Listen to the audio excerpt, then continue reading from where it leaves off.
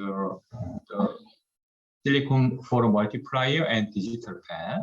And I'd like to talk about and then I'd like to talk about some recent trend on the total body and half body PET, and it will be followed by organ dedicated PET scanner. Yeah, as you know that the PET CT and PET MRI are used in nuclear medicine, and commonly in these scanners, the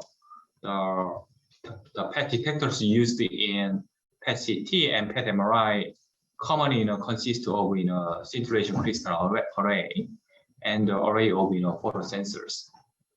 Most commonly used photosensor was photomultiplier tube. However, the photomultiplier tubes are now being replaced by the solid state semiconductor photosensors. The solid state photosensor, the first three used in PET was avalanche photodiode, APD. So that was introduced in the early 70s. However, the amplification gain of APD was significantly lower than PMT, and this leads to the degradation of PET performance in terms of timing and energy resolution. The more advanced photosensor introduced in the early 80s is single photon avalanche photodiode. So that is called SPART. The SPART works in the Geiger mode that result in much higher gain of signal amplification relative to the conventional APD. However, the output of SPART is constant regardless of the number of photons detected by the photosensor. So therefore, the SPART could not be used for measuring the energy of instance gamma rays. Therefore, in the late 90s, the silicon photomultiplier, so they combined the output of parallelly connected the SPART was developed to have the energy measurement capability. This slide shows how APD and the silicon PM works. As you can see in this relationship between the current output of photosensors and the bias voltage applied to them, the SiPM operated in the Geiger mode with a higher bias voltage than APD that works in the proportional mode. As you can see here, in the APD, only electronics can sustain the avalanche of electron and hole pair generation. However, in silicon PM, the holes accelerated by the higher bias voltage also induce the avalanche of electron and hole pair generation. So this is why the silicon PM yields the faster rise time and higher gain of signal amplification than average photodiode. And these properties of silicon PM are equivalent or better than conventional PMT. Like average photodiode, silicon PM is insensitive to magnetic field, and silicon PM is quite smaller than photomultiplier.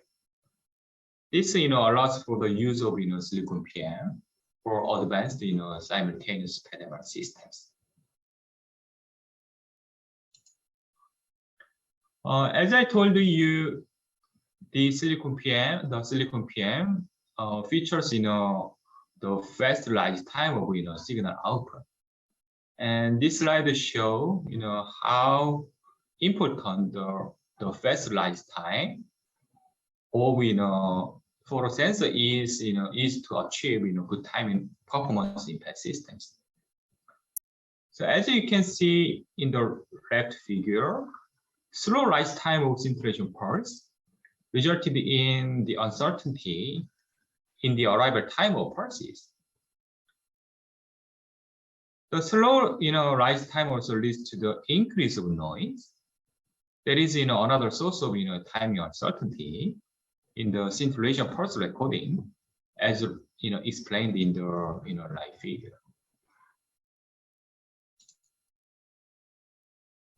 As I told you, the silicon PM has, compact size and is produced on the semiconductor wafer.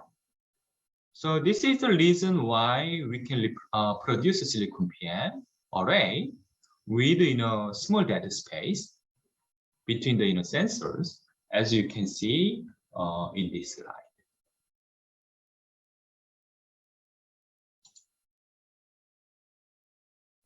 Here you can compare the PET detector, made of, for a multiplier tube and silicon PM arrays.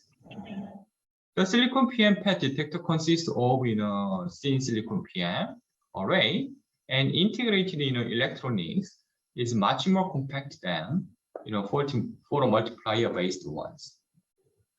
Actually, that in the detector based on the photomultipliers, actually, that the wires and electric component was exposed to the the environmental noise. So that is why that the signal quality of the conventional PET based detector is worse than for a multiplier, silicon PM, I mean.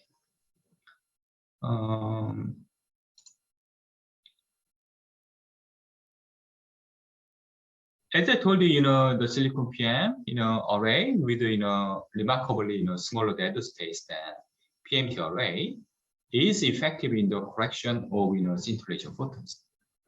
Yeah, actually, that for the multiplier tube arrays lose, larger photons in the gap between the photomultiplier tubes and the, light guide. So that is placed between the scintillation crystal and photomultiplier tubes, as you can see in this slide.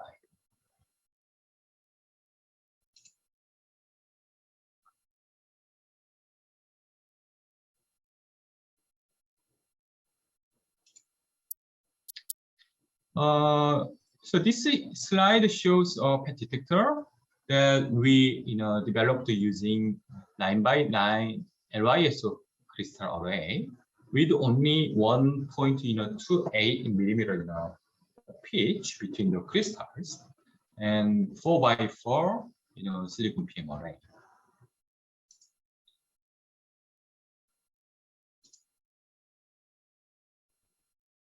The advantage of the silicon PM, the advantages of silicon PM that I told you in the previous slides allowed the very clear identification of small scintillation crystals in the flood map of PET detector, leading to the high spatial resolution and good contrast in the reconstructed PET images, as you can see in the live figure. So that is simultaneously acquire the PET MR images using our prototype silicon PM based PET MR compatible PET insert.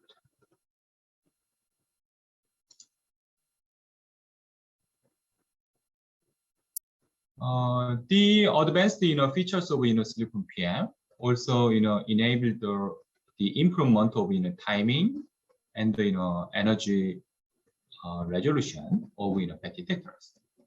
So this slide shows the the timing and the energy spectra of scintillation detector that consists of 3x3x20 millimeter LYSO crystal. So that was coupled with silicon PM. Although that the preamplifier was not used for the silicon PM, so this detector with clinical size scintillation crystal yielded quite good timing and energy resolution, which were 200 picosecond and 7%, as you can see here. So you are maybe curious, what the digital SiPM used in the Philips digital system is. In the conventional, analog silicon PM, the analog sum of, the spot signals is processed by the, readout AC. On the other hand, in the, digital SIPM, the photosensor and data processing electronics are integrated into a, single the silicon chip. Therefore, the digital output of timing and energy information, with better resolution is provided without the use of off-chip time to digital converter or the analog to digital converter. So this is why the digital SIPM can yield better timing resolution and energy resolution than the analog SIPM. But the advances of digital SIPM is the relatively slower than the analog SIPM because the technology for integrating the sensor and AZ takes quite a long time.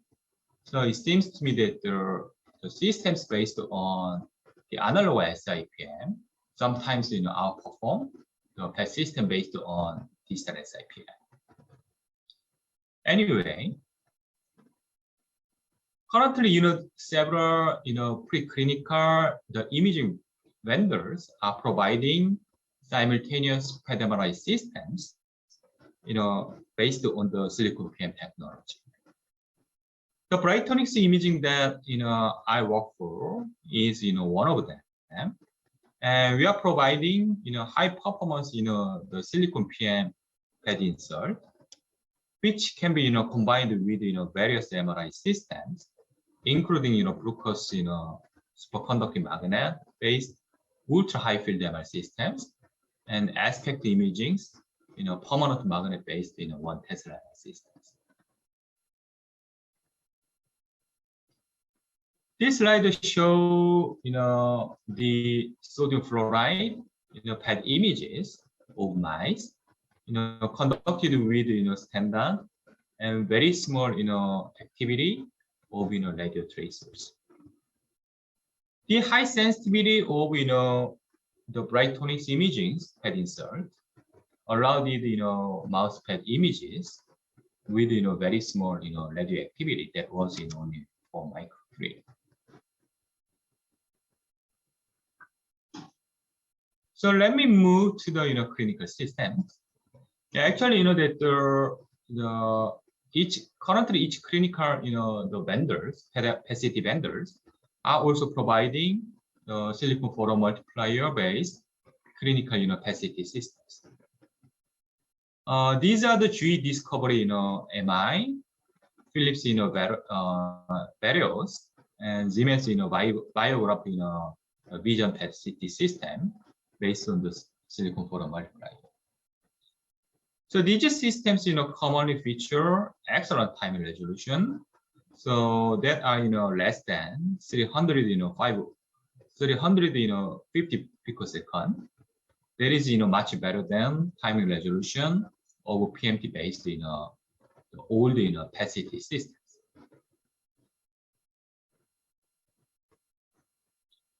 For example, the timing resolution of Siemens Biograph Vision system that is based on the silicon PM is 240 picosecond. That is less than the half of the timing resolution of the same vendors PMT based system MCT. So this achievement is quite impressive because they have achieved such good timing resolution with the smaller scintillation crystal size than the previous ones. Usually that the larger crystal size yield better timing resolution, but even they used smaller crystal size, they achieved quite good, quite excellent timing resolution.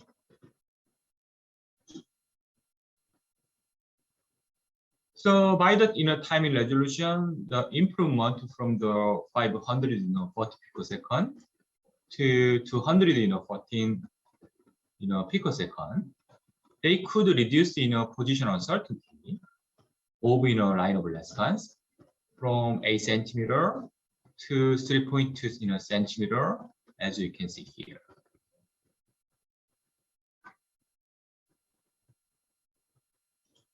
This also reduced reduced position uncertainty, also resulted in the improved noise equivalent count rate gain from 2.5 to 6.2. Yeah, actually, that the noise equivalent count gain, I mean that the SNR gain is is determined by the object size, that is divided by the position uncertainty. So if we do better timing resolution, so we can reduce this position uncertainty, leading to the improved noise equivalent count rate, as you can see here.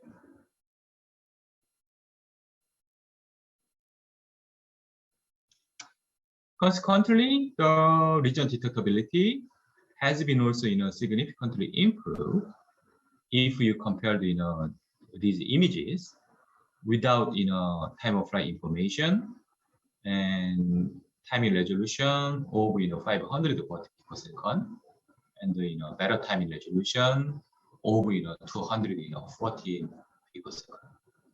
Yeah, if you compare these uniform regions, I think you can appreciate the reduction of statistical noise.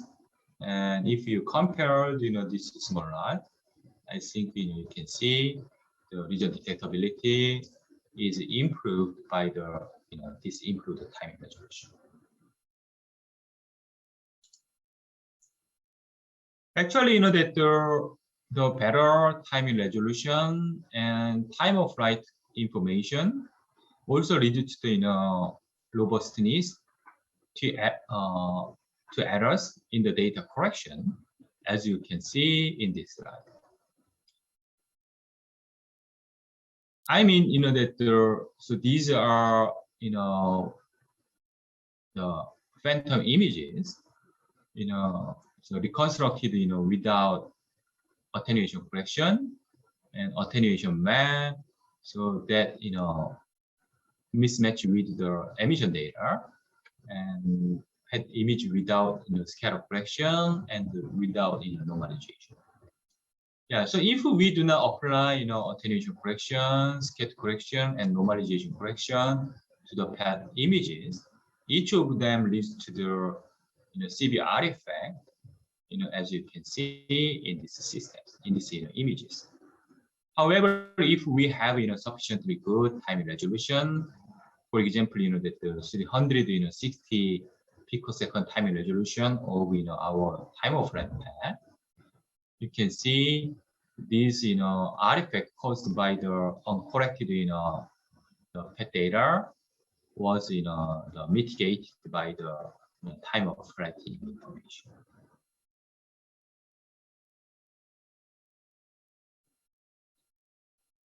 Such good timing resolution of PET system is also useful for the joint estimation of activity and attenuation only from the emission PET data, with no acquisition of any anatomical images.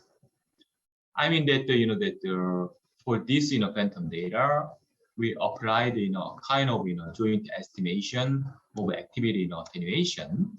For example, the MLAA algorithm for simultaneous reconstruction of activity and attenuation map only from the emission data, and the MLACF algorithm, that provide activity and attenuation correction factor map without applying the time of flight information, without using the time of flight information and time of flight information. So if you can appreciate 360 picosecond timing resolution leads to the improvement in the the activity, the reduction of the crosstalk artifact between the activity and attenuation images in the MLAA construction, and the accuracy of the construction of the activity data.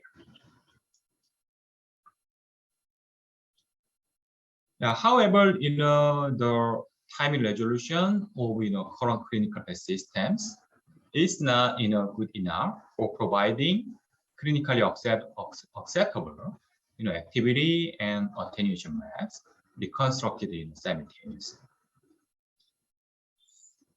I mean, that these other activity and attenuation map simultaneously reconstructed from the emission PET sinogram of the fluorine 18 FBCIT PET for dopamine transport evaluation.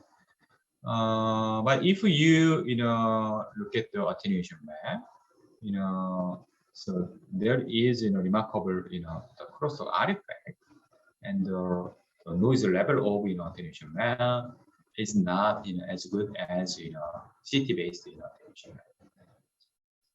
So this is why we developed deep learning based method to improve the performance of joint activity and attenuation estimation that allow the generation of attenuation map that is the virtually equivalent to CT-based attenuation map.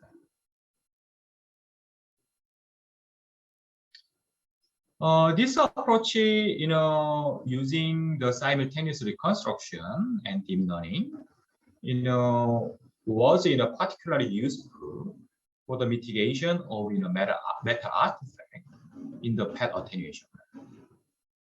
I mean, that unlike the CT images, the emission PET data use only monochromatic 511 kilo electron volt gamma rays, which is not subject to beam hardening effect, causing the meta artifact in CT. Therefore, we can generate the attenuation map with almost no meta artifact using the simultaneous reconstruction and deep learning.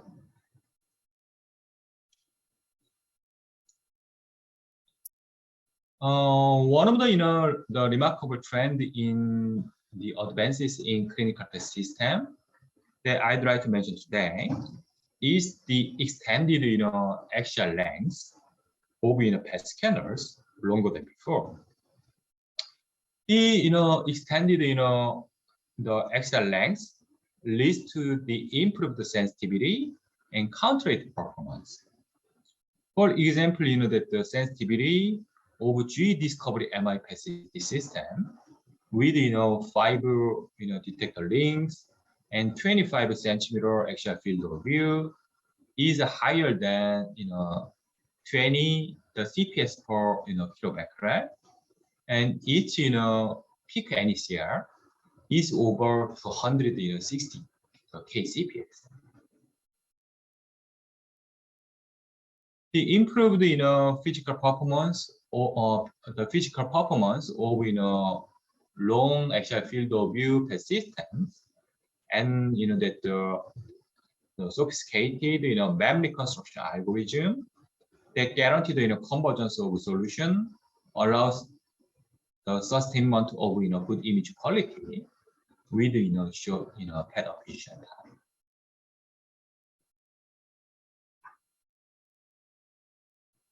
The next, this slide shows the next version of G discovery MI with 6 detector links with 30 centimeter axial field of view. So that are promising the sensitivity of 30 CPS per kilobecquerel. So with the 1.5 times improvement of sensitivity than the previous version. So as you know, 2 meter long total body PET scanner has been also commercialized by a Chinese company, which allows the total body dynamic PET scan in a single bed position. However, in my personal opinion, the commercial success of this kind of long body total body scanner is still uncertain because of its potential high price. The half body scanner would be the compromised solution to balance performance and price. Although the price is still expensive. By the way, that the Siemens Vision, the Quadra scanner that was recently introduced by the vendor has 106 centimeter actual field of view.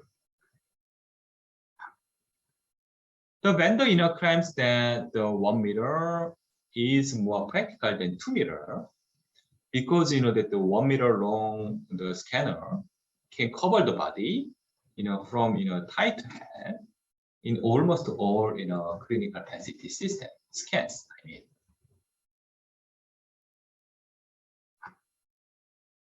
there are one better position PET MIP presented by the vendor. It was quite impressive, and this is the preliminary 1 minute whole body PET imaging presented last year.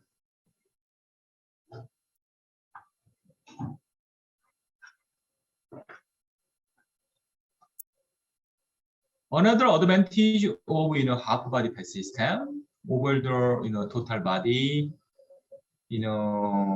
that vendor claims is that room layout for the PET installation is not much different from the regular shorter PET systems. Yeah, that would be quite important advantage, I think.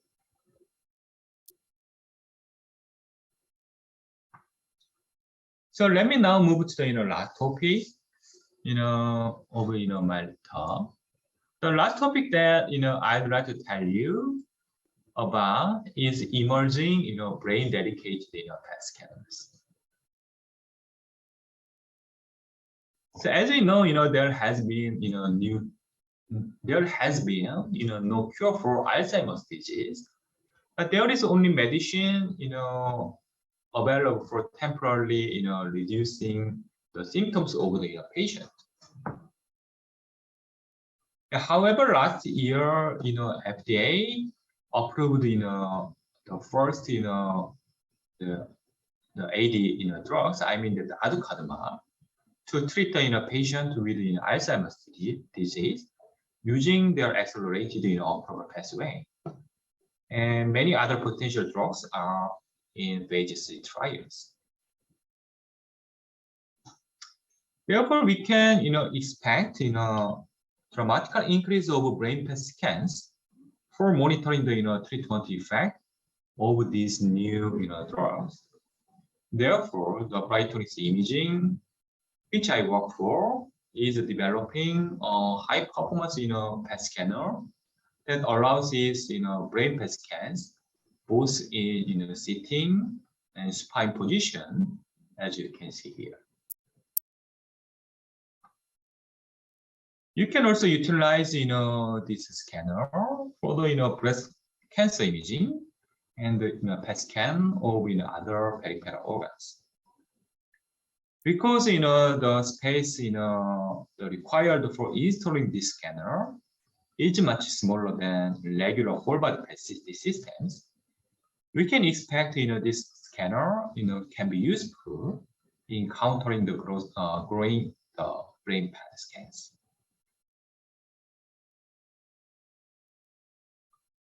So let me sum up my presentation.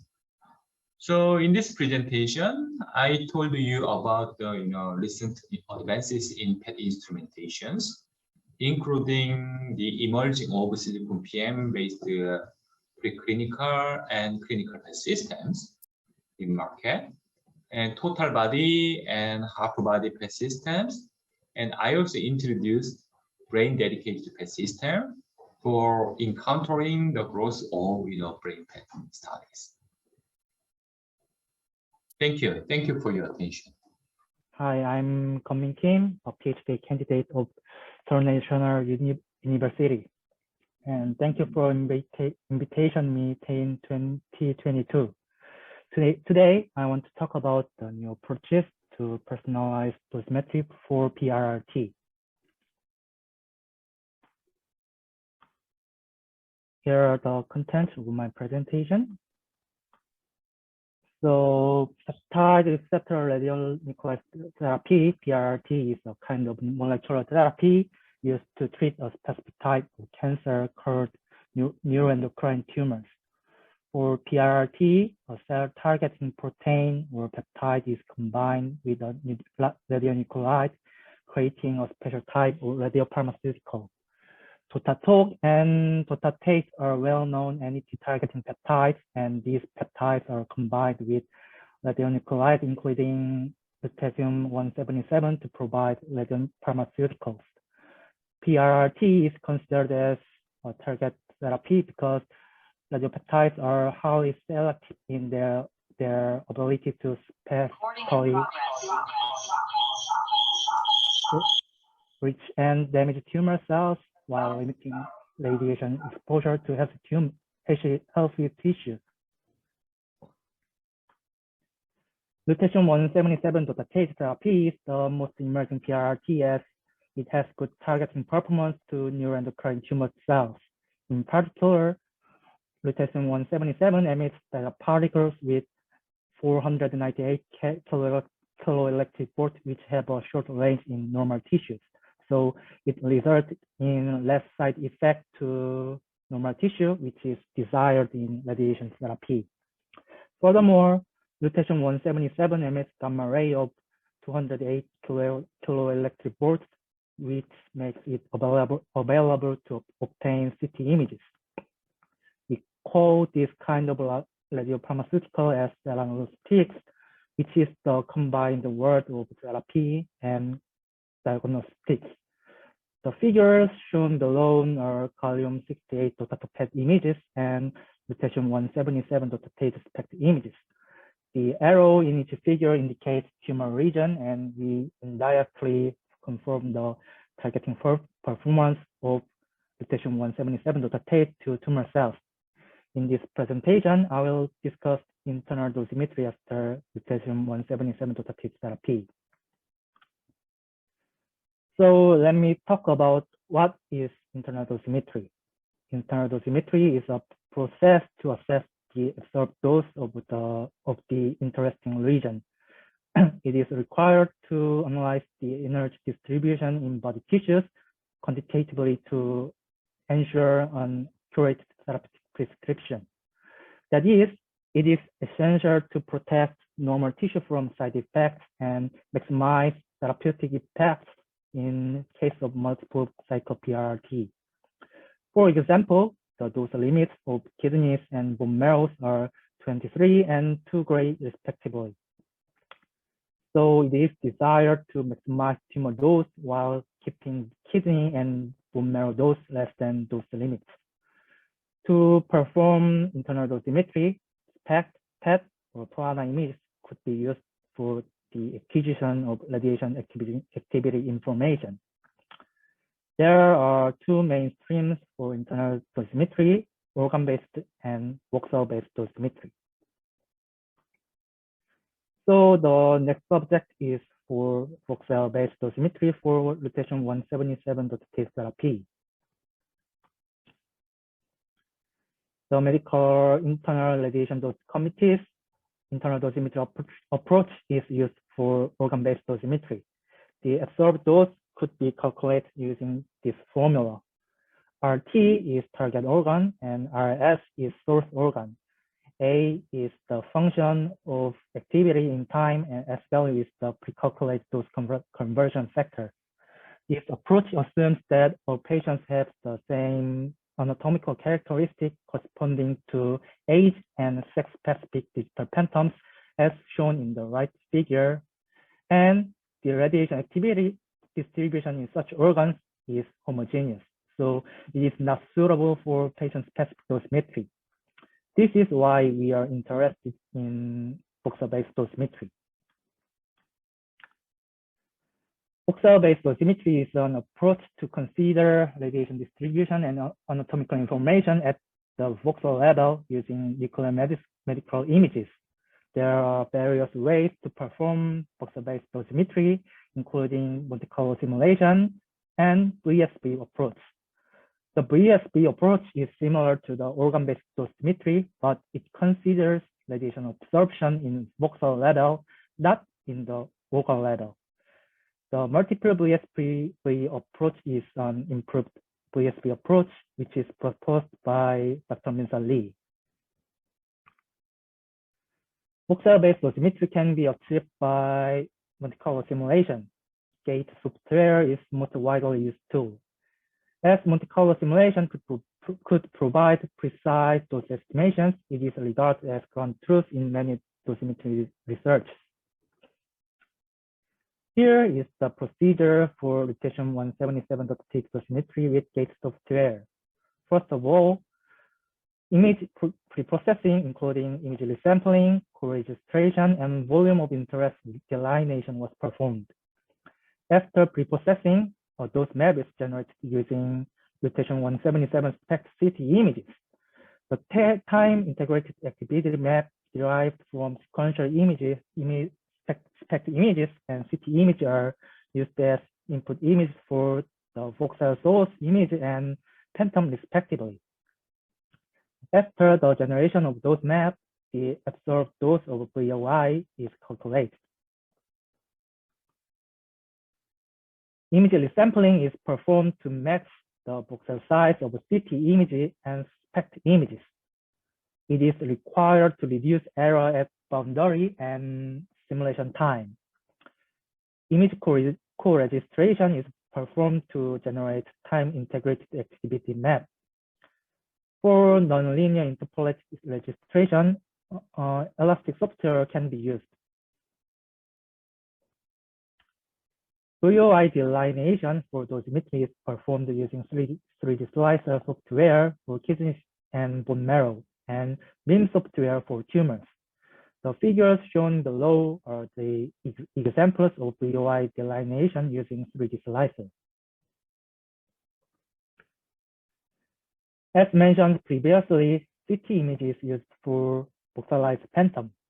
Each CT image is converted to voxelized phantom based on Hounsfield unit.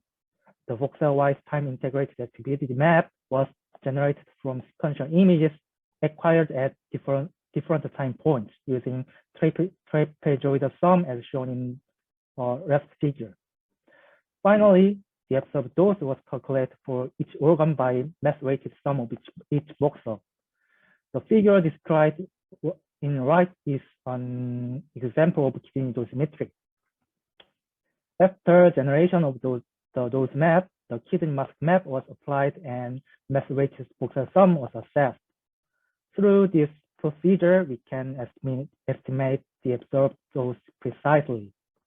However, the time cost for multicolor simulation is too long, so it is not practical, and this is why we need another approaches for voxel-based dosimetry.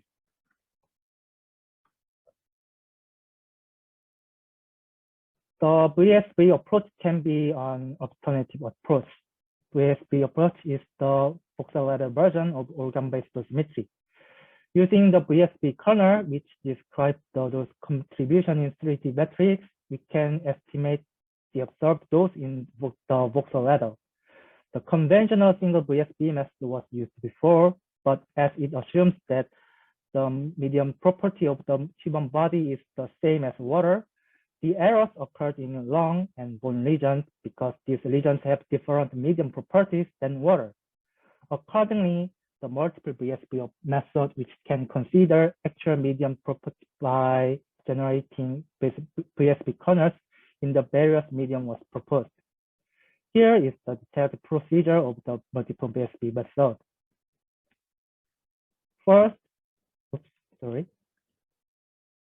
First, those kernels were generated using gate simulation in various medium. Dose kernel is the 3D array that describes the dose contribution from center source voxel to other target voxels as presented in the right figure. The lutetium-177 dose corners in the various medium are shown below. In the case of lutetium-177, more than 99% of energy was observed in the single book cells, which means high therapeutic efficacy of lutetium-177 dotative therapy. The second step is the generation of those maps for each medium by converting time-integrated activity map and corresponding dose kernel. For example, each row of the example shows the dose map generation, assuming the body consists of air and lung, water, and bone respectively. After that, each dose map was masked with a corresponding city-based mask image. So we can get medium-specific dose map shown in last column. Finally, we can get the final dose map by simple summation of all of those maps.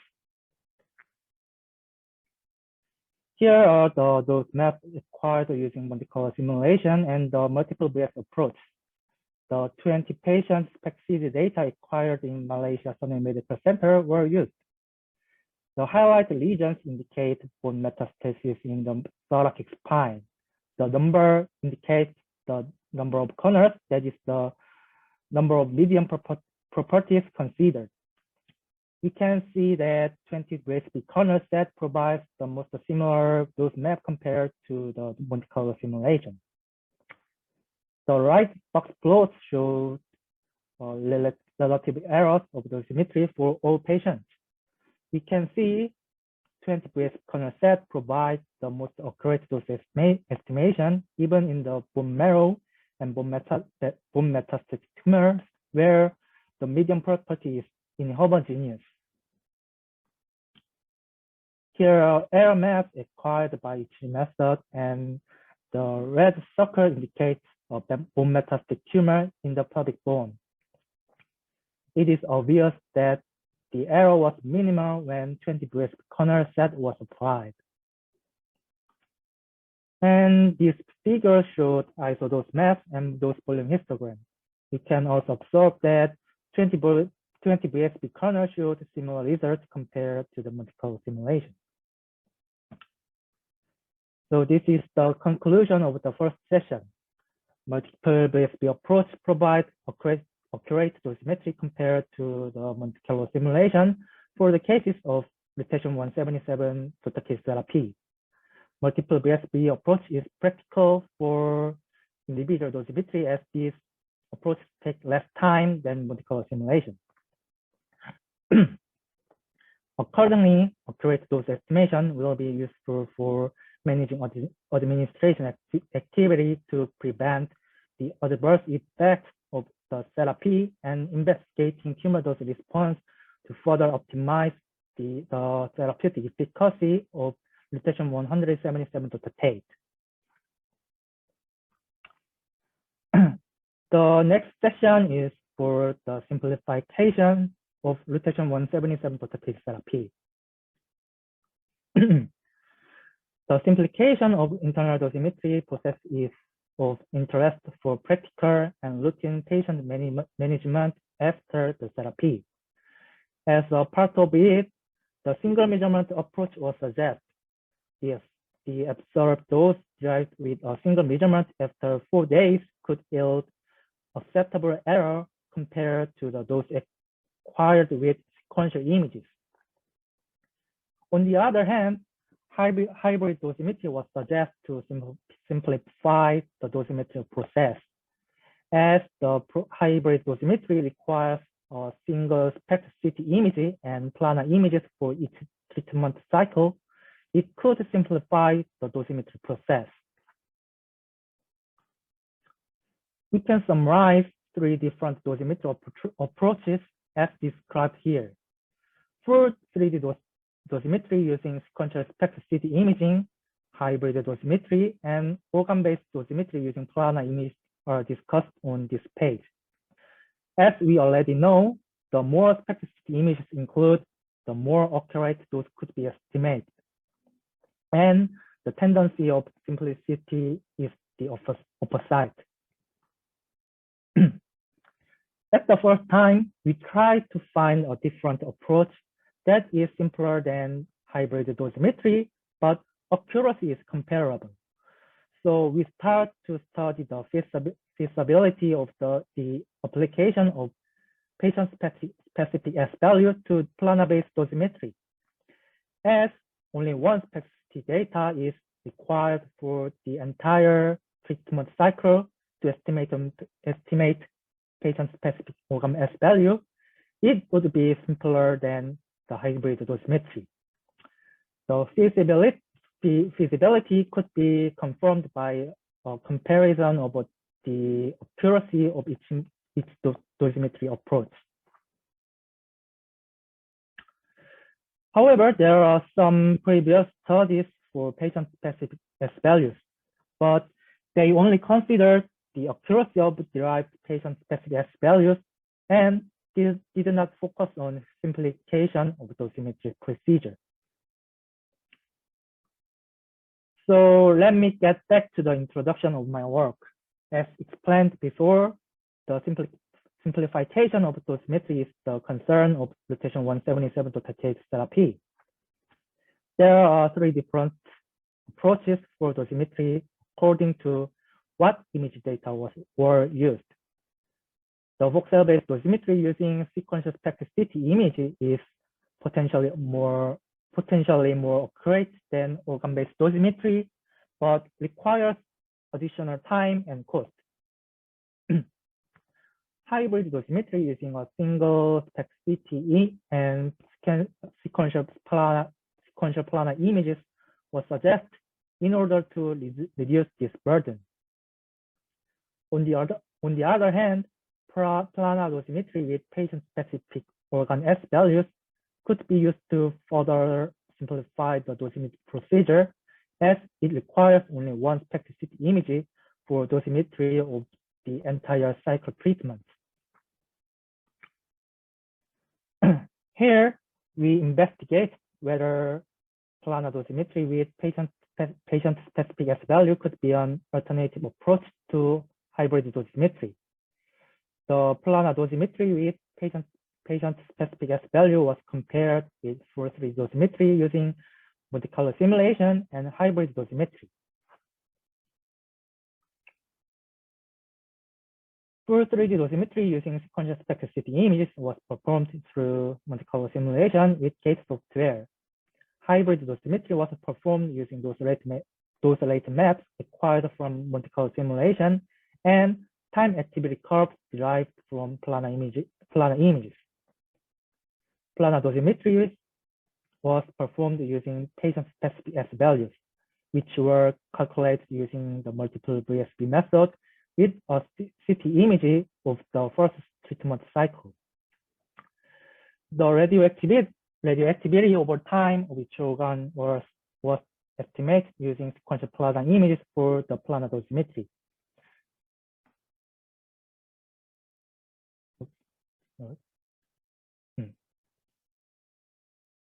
So those estimations acquired using hybrid dosimetry and PSS dosimetry showed the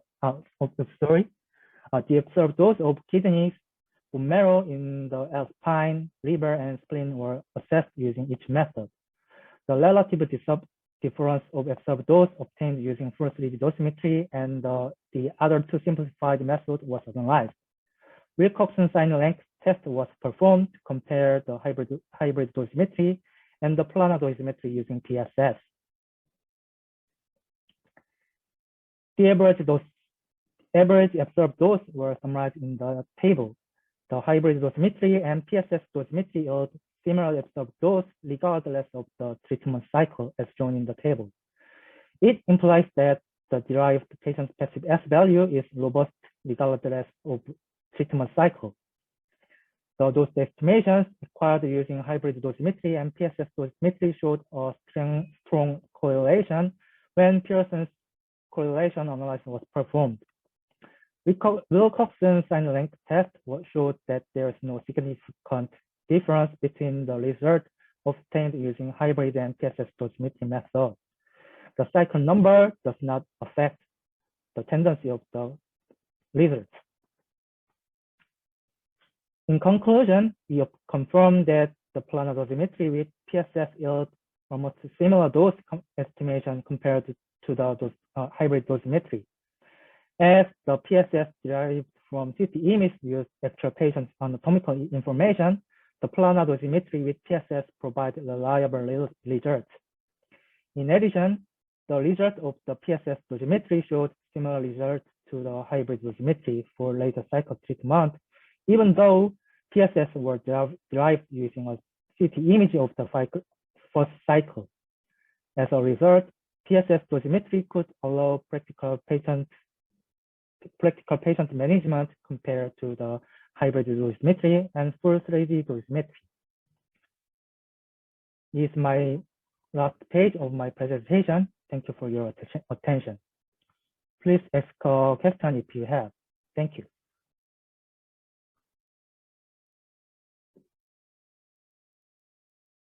Here is a question from Mr. No. My question is, how do we calculate the dose when it has lesion? Actually, if the lesion was in the liver, I delineate the tumor lesion separately. So the tumor dose was not included in the liver. So you can easily delineate the tumor lesion from the liver. So you can separately estimate liver dose and tumor dose.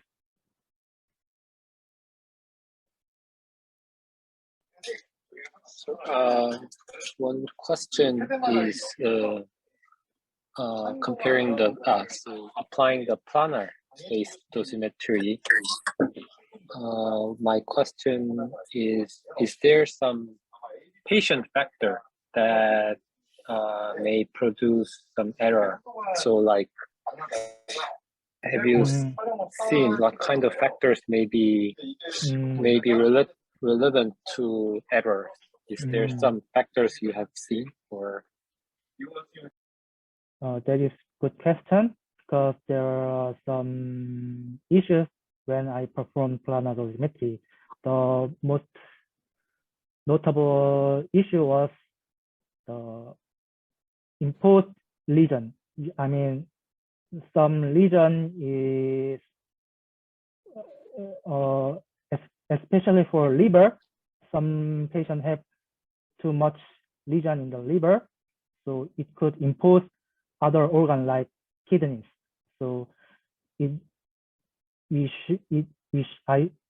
should carefully delineate the tumor and kidney lesion in planar image to reduce error from the imposed lesion. That was the most issue when I performed planar dosimetry. Thank you.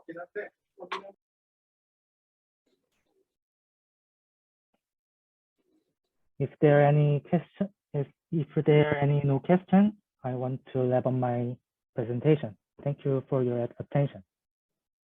So nice to meet you again. The title of my second talk is the advances in PET and nuclear medicine image processing. So actually in this talk, I'd like to introduce to you some recent advances in the machine learning based image processing in our field. So this slide shows the PubMed search on the publication with the with the keyword of the deep learning and radiology, and the deep learning and nuclear medicine. So yeah, as you can see here from this the search result, so there is still a lot of interest in the deep learning, both in radiology and nuclear medicine. So this is a summary of topics of deep learning publications published in deep learning papers, published in the Journal of Nuclear Medicine and European Journal of Nuclear Medicine and Molecular Imaging in recent years. Actually, that so they are, most, I mean that so this, the most, common, most widely, that handled, papers were, papers on the PET and PET MRI attenuation correction and the denoising for scan time, while the radiation dose reduction, cancer detection, segmentation, and characterization. And there were, several papers on the brain PET and spectral interpretation and classifications, mostly from South Korea, and brain and PET spatial normalization for the automatic brain PET quantification, prognosis prediction of coronary artery disease, and some deep learning based AI based technologies for the voxel based dosimetry. This slide summarizes how so let me start with the attenuation question. So this slide show how the deep learning based approaches has been applied for the attenuation question. For PET-MR, for the realization of improved attenuation correction in PET-MRI studies, the deep neural networks has they employ for the conversion of diagnostic or non-diagnostic MR images to a pseudo CT or the pseudo attenuation map or the corrected PET the images. Alternative remarkable approaches are the derivation of this attenuation map pseudo CT from the non-attenuation corrected PET images, and improvement of output of simultaneous PET reconstruction that I mentioned in the my previous talk.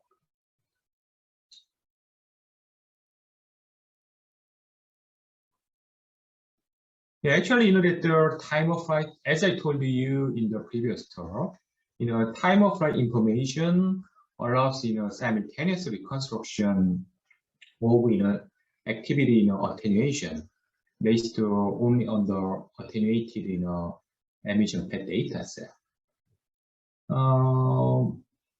An effective way, the method for simultaneous reconstruction is maximum likelihood activity and attenuation estimation that I mentioned in the previous slide. Actually, in this MLAA reconstruction, activity and the attenuation map images are updated by the alternative application of the maximum likelihood, the expectation maximization, and the maximum likelihood transmission, the tomography, the reconstruction. However, as I told you, due to the insufficient time and resolution of current clinical persistence, the MLAA is subject to slow conversion and high noise level in estimated attenuation map and cross to artifact between the activity and attenuation distribution. So as I told you, that to overcome the limitation of current simultaneous reconstruction, we proposed deep learning based enhancement method and verified its feasibility by using the brain PET CT dataset in our paper published in 2008 Journal of Nuclear Medicine. This deep learning approach, which enhanced the accuracy of simultaneous reconstruction, was further improved by applying 3D patch-based learning for whole body PET data, as you can see in the right figure. I mean that the most light one is the CT-based attenuation map, and the middle one is the attenuation map, generated only from the emission data without using any the CT or the MR images. Actually, that the SUV error of the activity image, corrected for attenuation using the CT-based attenuation map and simultaneous reconstruction-based attenuation map was less than 5% or something like that. Another the interesting the method for the attenuation correction of PET with a CT or MR would be joint attenuation correction and scatter correction using non-attenuation corrected PET images. Yeah, actually, that in this method, the input for all deep neural network is the PET image without correction of attenuation or scatter. I mean that this non-attenuation corrected images is the input to this neural network, and output is the PET images corrected for attenuation and the scatter correction. Yeah, when that actually that this switch band group has utilized has compared 2D and 2.5D and 3D learning of the neural networks. Yeah, actually their result shows that the all of these three approaches yielded attenuation corrected data. But the result shows that 2D slice based approach show yielded lost error. Yeah, but the 2D approach produces some discontinuity artifact in the actual directions like that. Actually, that therefore we actually that we compare these two the interesting approaches without using CT or the ML data for attenuation correction. I mean that we compare two emission only approaches. One of them was the attenuation correction with non-attenuation corrected PET input, and simultaneously constructed activity and attenuation map distribution input for the deep learning inference. Yeah, so yeah, these other attenuation map produced by the non-attenuation corrected approach, and this is the attenuation map using simultaneous reconstruction and deep learning. And these are the activity map based on the non-attenuation corrected approach, and this is the activity map obtained using the CT-based attenuation correction. I mean the ground truth. So yeah, if we compare these pseudo CT images with ground truth images, I think that our approach using the simultaneous reconstruction and deep learning provided the more accurate images, especially in these regions, and that the activity images corrected using this map show some discrepancy from the ground truth. Actually that the error, activity error in the non-attenuation correction approach, non-attenuation correction based approach, especially high in the wrong regions like that. And actually that the error was higher in the FDG scan than higher total scan.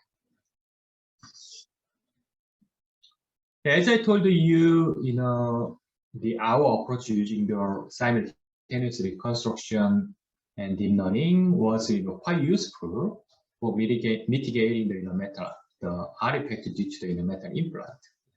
Yeah, but the approach using the non-attenuation corrected PET images as input, showed some errors in the regions with the metal artifact. You can see here.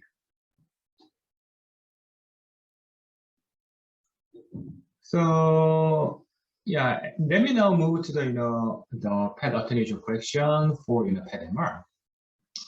Yeah, actually that the Dixon MR based attenuation correction is current standard in the whole body PET systems. I mean that in the whole body PET MR systems we use 2-point Dixon 2-point or 3-point Dixon sequence for generating MR based attenuation map. Actually that in this approach the output of Dixon MR per sequence, I mean that the water and fat distribution map is combined to generate this MR based attenuation map. Yeah, but if you compare this MR based attenuation map with CT based one, so you can see that there is no information on the bone structures in the MR based attenuation map. Yeah, to overcome this the limitation of current MR based Dixon MR based attenuation map, the scientists in the UCSF has developed the deep learning based attenuation correction with the Dixon based MR as an input to the deep neural networks. Yeah, actually that however when we use Dixon the in phase and fat and water image as an input, sometimes that it causes high error, especially in the regions with metal artifact. I mean that actually that the metal region induce some vacancy of the signal in the surrounding tissues. The attenuation map generated from this data show very low attenuation coefficient in such regions. Yeah, so to overcome this limitation of Dixon combination, Dixon MR approach combined with deep learning, they combine the Dixon based attenuation map with the MLAA reconstruction. I mean that they have performed MLAA simultaneous reconstruction as a Dixon based attenuation map generated using deep learning as a prior to this simultaneous reconstruction. I mean, so this is the MR based regularization term in the simultaneous reconstruction. So actually this regularization term means if that the regularization parameter is has the great value, actually attenuation map will follow the MR based attenuation map, but actually this weight factor is small. Attenuation map will follow the distribution reconstructed using MLAA simultaneous reconstruction. Then the issue is how to determine this weight value. I mean how we can determine the confidence of the MR based attenuation map. Yeah, I would say that the confidence of MR based attenuation map would be high in the fat tissue or the water tissue or other normal tissue, but the confidence of MR based attenuation map would be low, especially in the skeletal regions or some regions with metal artifact or something like that.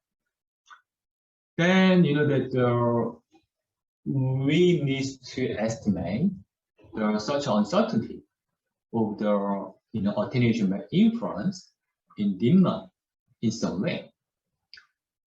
Yeah, so that they have utilized the Monte Carlo dropout method to estimate uncertainty of the estimation of the confidence of the ML-based attenuation method. Yeah, actually, that in this method, that pre-trained the convolutional neural network was used to generate each of these attenuation map, but some weight of this convolutional neural network was intentionally dropped randomly to produce slightly different attenuation maps.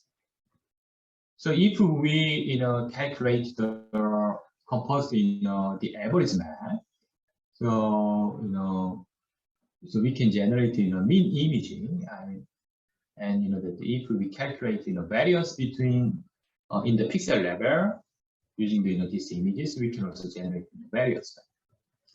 Yeah, so actually that this variance can be used for the estimation of this the varying parameter. They say the confidence of the ML-based attenuation. So as we can expect, the variance of this neural net output with this Monte Carlo dropout is quite high in the regions with the bone metal implant. But the confidence is high in other regions with fat or water or something like that. So actually, this slide shows some summary of this approach, the result of this approach. I mean, this is the Dixon in-phase imaging, and this is the pseudocity estimated generated using deep learning as this in-phase and water and fat data as input. So if you compare this image with gold standard ground truth city, so you can see this estimation is quite useful for the water or fat equivalent tissue, and it also shows some information for bone distribution, but the pixel value attenuation coefficient, it was estimated to be quite low in the region with metal artifact implant. Yeah, but and that this is the standard deviation map, the root of variance that shows high estimation uncertainty in the bone regions and regions with the metal artifact. Yeah, however, if we use the regularized the MLAA with this variance map as a weight for the regularization, so we can generate better attenuation map in terms of the similarity to the CT-based attenuation. Yeah, actually, that so this kind of deep learning based attenuation and the scatter the correction of the method has been also applied to the SPECT data as well. As I told you, the simultaneously reconstructed PET and attenuation map, while the MR data has been quite useful for the predicting the attenuation for PET. However, in SPECT, we cannot perform simultaneous reconstruction because that we don't have such information, like time of flight or something like that, to provide us some information regarding the origin of the activity. So one of the approaches that we can use for the SPECT would be non-attenuation corrected SPECT as input. And another approach that we can take would be the additional input, using the scatter distribution that we can acquire. I mean, so this is primary spectral image. I mean that the emission spectral image reconstructed with the projection data acquiring using the energy window applied around the primary photo peak of the radio isotope. And this is scatter image reconstructed using the projection data acquired using the scatter window applied to the scatter regions.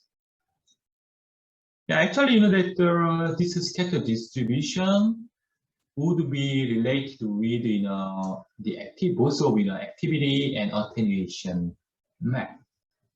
I mean that we can expect higher amount of scatter in the regions with higher activity and the higher attenuation. So we would say that the scatter is the consequence of the interaction between the activity and attenuation.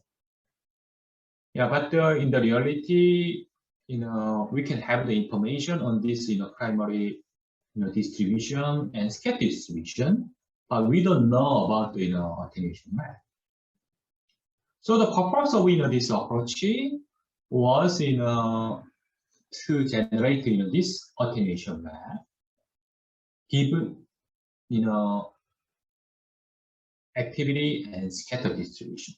So this activity and scatter images was used as input to this neural network, and that is supposed to produce the city light attenuation.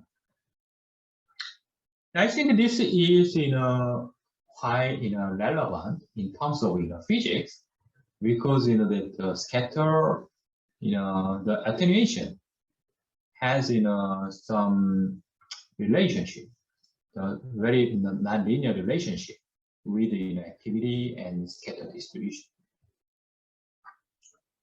Now, by the way, so this approach was applied to the bipolar scan, and this is the image within the primary window, and this is the image within the scatter window. And they yielded synthetic attenuation map that was quite similar to the true attenuation map acquired using CT information. So this is the bullseye map within the true attenuation fraction and attenuation fraction using the synthetic spectral data, the attenuation map, and this is without attenuation fraction. So they look almost the same, and the quantitative evaluation also indicated a very good correlation between the attenuation fraction using CT attenuation map and synthetic attenuation map. And actually, that this approach was quite interesting. So we have we repeated very similar study in the thyroid SPECT scan. Actually, that thyroid so actually that the thyroid SPECT CT is quite useful for the quantitative evaluation of the various thyroid disease. But as you know, that the thyroid is one of the most the sensitive area in the regions for radiation exposure. So if we repeat the SPECT CT scan for chronic thyroid disease, actually it would be some risk factor for another cancerous disease. So yeah, if we can replace the CT with the deep learning generated attenuation correction, so we can risk we can reduce such a risk.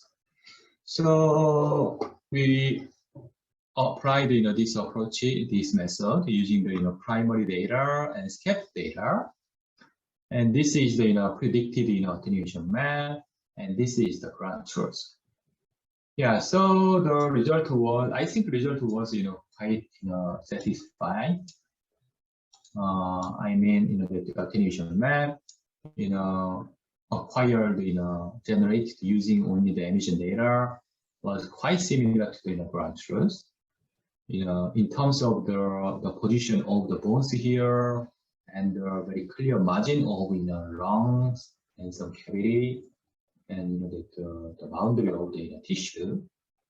And this is the correlation between the attenuation coefficient. I mean, this is predicted one, and this is the label one, and this is the correlation between cubic data.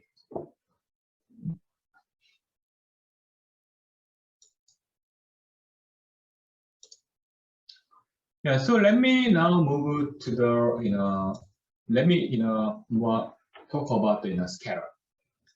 Actually, that this slide show how we correct scatter in the spectral studies.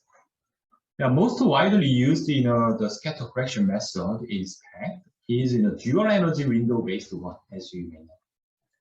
Yeah, actually, that we apply two different energy window, one for the primary photofit and scatter regions, and then we subtract some some portion of this scatter window data from the primary field. Yeah, however, if we think about the yttrium 90 spec, actually, that the energy spectrum of the Bremsstrahlung X-ray from yttrium 90 has some continuous distribution. Then how we can use this kind of dual energy window or triple energy window based scatter correction for yttrium 90 Bremsstrahlung? Yeah, that would be quite difficult. Even we cannot define the primary peak of this distribution. So therefore, the most accurate, the scatter correction method for yttrium 90, the Bremsstrahlung spectroscopy, is the Monte Carlo simulation based the scatter correction. Yeah, however, the Monte Carlo simulation takes quite a long time. So the Dr. Devaraja group in Michigan has developed deep neural networks that can predict Monte Carlo based scatter distribution from the emission inputs. Actually, this approach was quite successful. I mean, this is the phantom image, the yttrium 90 Bremsstrahlung the phantom image, spectral image without scatter correction. That is quite noisy due to the high level of scatter. And this is the image corrected for scatter using the Monte Carlo simulation. And this is the corrected image using the deep learning approach. Yeah, so I think you would appreciate the similarity between these two results. But the computation time for the scatter distribution is much smaller, shorter if we use deep learning based approach. So this is another example of the results.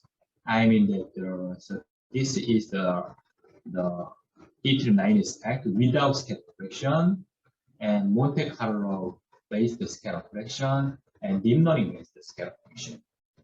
Actually, that the distribution of yttrium 90, shown in spec, quite comparable to the yttrium 90 basket. So I think this is one of the most interesting achievement using the neural approach for the scatter correction for some therapeutic laser trees. Okay, let me now move to the dosimetry. As the Gong-Min showed you in the previous talk, the voxel-based dosimetry based on the hybrid the PET or SPECT-CT data would be more accurate than the planar image-based 2D dosimetry technique. Yeah, however, that the 3D dosimetry also require the Monte Carlo simulation. So that was why that we developed the fast method based on multiple S-value corners, as Gong-Min showed you in previous talk. And we have also developed the deep learning based the dose map generation method, as explained in this slide. Actually, so in this approach, the CT and activity data, density information and activity information is given to the neural network, and this neural network is supposed to produce dose rate map that should be equivalent to the Monte Carlo simulation based estimation of dose rate. Actually, that the advantage of this approach is the speed of the calculation, because the Monte Carlo simulation takes quite a long time, sometimes longer than several days. But the deep learning based estimation of those estimation takes is quite short if you compare these two approaches. Actually, in this approach published in Scientific Report in 2018, we used the density and activity information for the direct estimation of dose rate. Another group in Switzerland, they proposed the generation of dose count for each point of the images.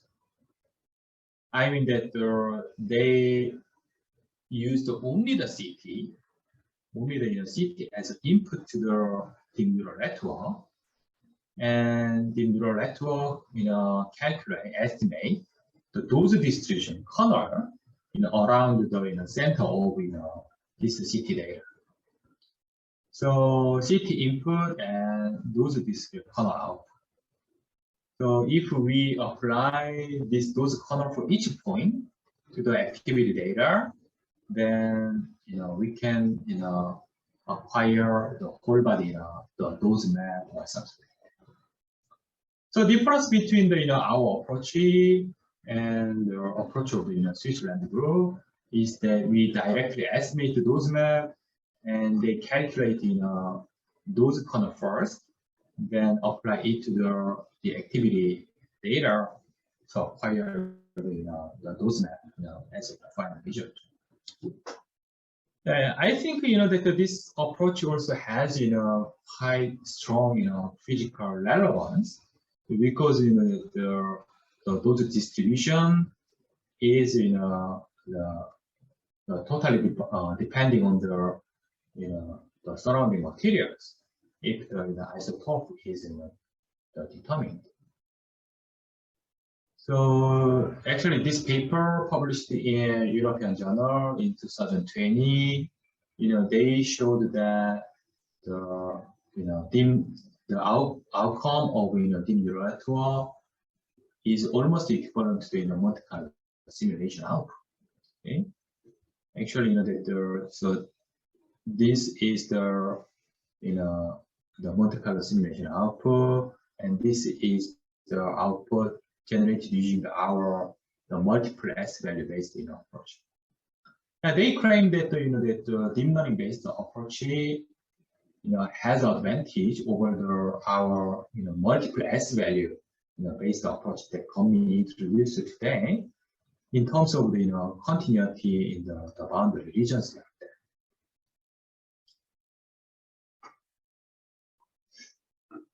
that. Let me now move to the noise reduction. Yeah, actually, that the most, successful, the noise reduction, algorithm before the, era of, the artificial intelligence was the compress sensing based, the approaches for denoising.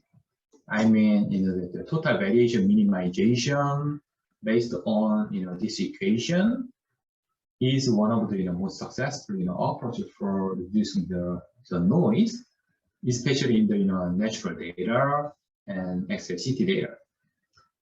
Yeah, however, this compressed sensing based methods such as total variation minimization has not been quite successful in our nuclear medicine data, mainly due to the very high noise level of the positive noise. So our previous study, the published in Biomedical Engineering Health, actually, that the expectation maximization reconstruction algorithm, where the total variation, minimization was incorporated, yielded, some blocking errors if that the noise level is quite high. So this is why we have needed better the noise reduction algorithms. So yeah, many different noise reduction algorithms has been proposed based on the neural networks so far. But today that I'd like some of most recent approaches for noise reduction. Yeah, one of them is PET image noise reduction using unsupervised deep learning. Yeah, actually, that the conventional, the more conventional, deep learning based denoising approach, require clean ground truth. I mean that in the network training, the input is noise data, but the ground truth should be very clean data. Yeah, but that to acquire such clean data, we need very long acquisition time or the very high amount of activity. So it is very hard to make the clean data. So the scientist that has the worked on overcome such difficulty in the supervised learning for denoising. Yeah, one of such approach is unsupervised learning based on deep image prior. Actually, that the deep image prior method is very popular approach in the natural image processing. Actually, that in the conventional deep image prior method, so the label of the training is each individual's own PET image, and input is random noise. And that this network is trained, to produce from the random noise to the noisy, PET data of each individual. I mean that we apply this neural network for each patient's data. Then this network will try to produce individual PET image from the random noise. It sounds very interesting, but it works. Even starting from the random noise, it can generate this kind of PET image that looks quite similar to each individual's data. But the noise level is lower than each individual data, because this neural network would see some the average, the expected the solution for this estimation.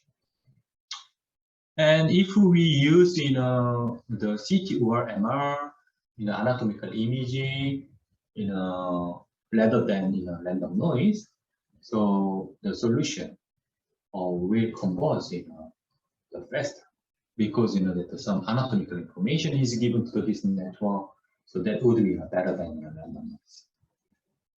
So the MGH group has used this proposed this approach, and they performed quite rigorous the clinical evaluation. I mean that this is the original Lewis data from PET-MR, and this is the outcome of the proposal using the deep prior. I mean that the MR as the prior for this training, and these are the outcome of other previous approaches. So if you compare these images, I think we can the reduction of noise in the proposed method while keeping the anatomical identification in such regions. Yeah, another interesting approach for PET denoising was using the cycle gap between the low dose and full dose images. I think you may have seen this kind of example of the cycle gap based image translation. I mean that if we use cycle gap, we can change the style of the images. I mean that we can make horse image from the zebra or zebra image from the horse. So the Switzerland group has utilized this kind of style transfer method to generate full dose data from the low dose data.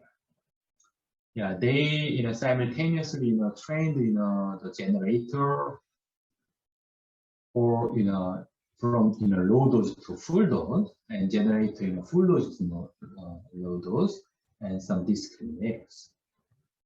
And after training this neural network, that they used this generator from the low dose to full dose to convert low dose data to the full dose data. Yeah, so if you compare this data, so this is the regular full dose image, and this is the output of cycle gap that was generated from the this very low dose data, fast data. I mean that the regular data was acquired for 27 minutes, and this low dose data takes only 3 minutes.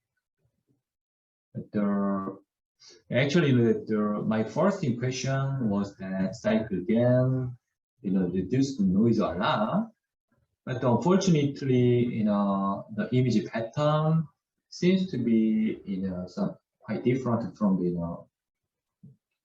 this full dose data, and image contrast is lower than full dose, unfortunately. So this method would be some more development. However, in the image quality assessment test and the region detectability test was quite successful. I mean that some nuclear medicine clinicians assess the image quality subjectively, and this result with the full dose and low dose, Lesman, the conventional approach, and cycle gap. And the green color means the physician told the image quality is excellent, and the orange color is uninterpreted.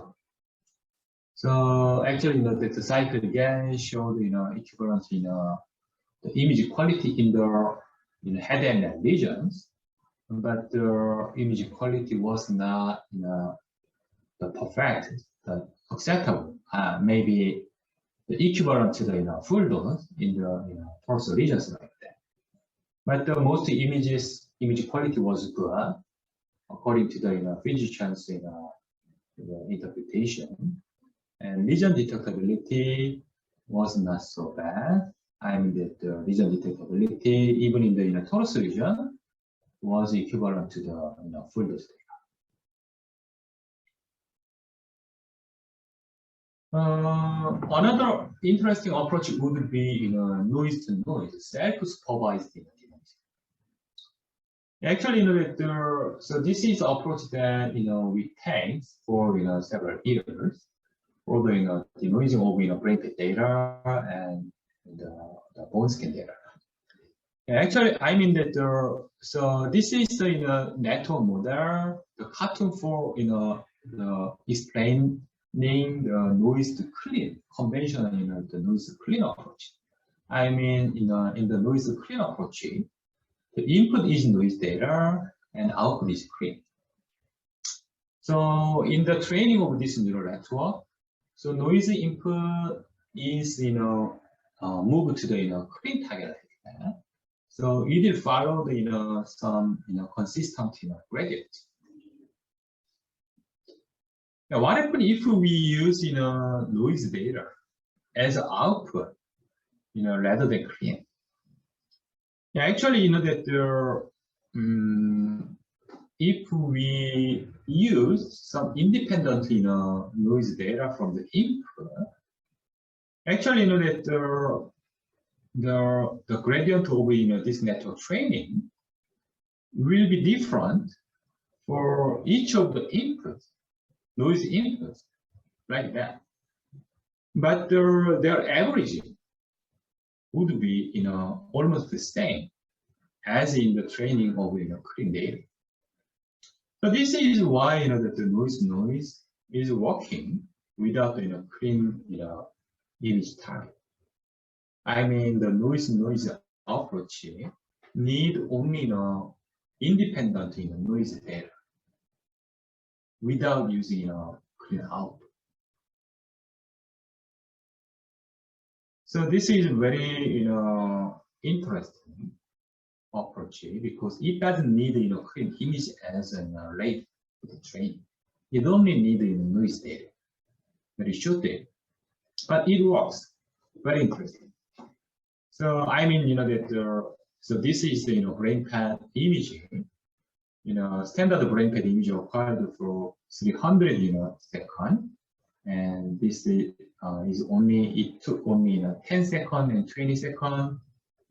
And this is the outcome of noise clean, and this is the output of noise to noise. I think you can appreciate both of noise clean and noise to noise works to reduce the noise in the images. But please note that this noise to noise output was obtained without the training without the clean the target for network training. Actually this slide show the output of such application of noise to noise to the whole body bone scan image. Actually that this is the reference image with full scan time. And this is these are the image with 50% scan time, 45, 40%, 35, or 5%. And these are the outcome of noise clean training with clean label. And this is the combination of noise to noise and some noise data. So I think that even with very the short scan time and the low amount of the gamma ray count, so we can generate almost equivalent result with reference images by applying both of noise clean or the noise data. Okay, so yeah, if I summarize in my presentation, the second presentation, I showed you that some recent advances using in the PET and nuclear medicine image processing, based on deep neural networks and related techniques. So I told you some recent approaches under attenuation and scatter correction, and the denoising of the dosimetry and the denoising of the 그런 것인데. Okay, thank you for your attention.